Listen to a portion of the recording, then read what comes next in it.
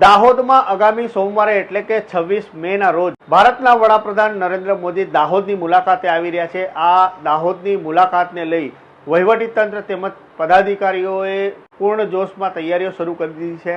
આ તસવીરો આપને સભા સ્થળની બતાવી રહ્યા છે। આ દાહોદ તાલુકાના ડોકી ગામે આ જે વિશાળ ડોમ લગભગ 1 લાખની જનમેદની આ ડોમમાં તે દિવસે વિરાજિત થશે અને વડાપ્રધાન નરેન્દ્ર મોદીના સંબોધનને સાંભળશે। આ ડોમની તૈયારીઓ પૂર્ણ જોશમાં ચાલી રહી છે। ત્યાં ડોમનો સામાન ડમ્પિંગ કરી દેવામાં આવ્યું છે। ડોમ ઊભું કરવાની પ્રક્રિયા હાલ હાથ ધરવામાં આવી રહી છે। વડાપ્રધાન નરેન્દ્ર મોદીના આ પ્રવાસમાં વડાપ્રધાન મોદીના આ કાર્યક્રમને સફળ બનાવવા માટે વહીવટીતંત્રના અધિકારીઓ દાહોદના પ્રભારી સચિવ સહિતના તમામ અધિકારીઓ સ્થળ નિરીક્ષણ કરી રહ્યા છે અને એક પછી એક તમામ તૈયારીઓને અંતિમ ઓપ આપતા જઈ રહ્યા છે। દ્રશ્યો આપને બતાવી રહ્યા છે।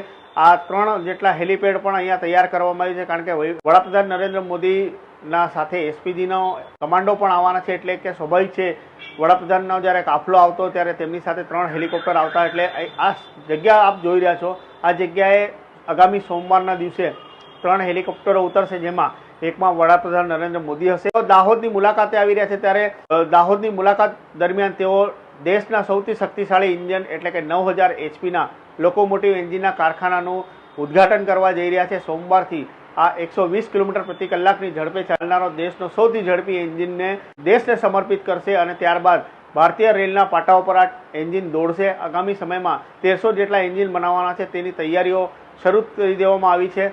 વડાપ્રધાન સોમવારે જ્યારે દાહોદની મુલાકાતે આવી રહ્યા છે ત્યારે લગભગ 28 મિનિટનો રેલવે વર્કશોપ એટલે કે જે નવો કારખાનું બનાવવામાં છે તેની મુલાકાત લેશે।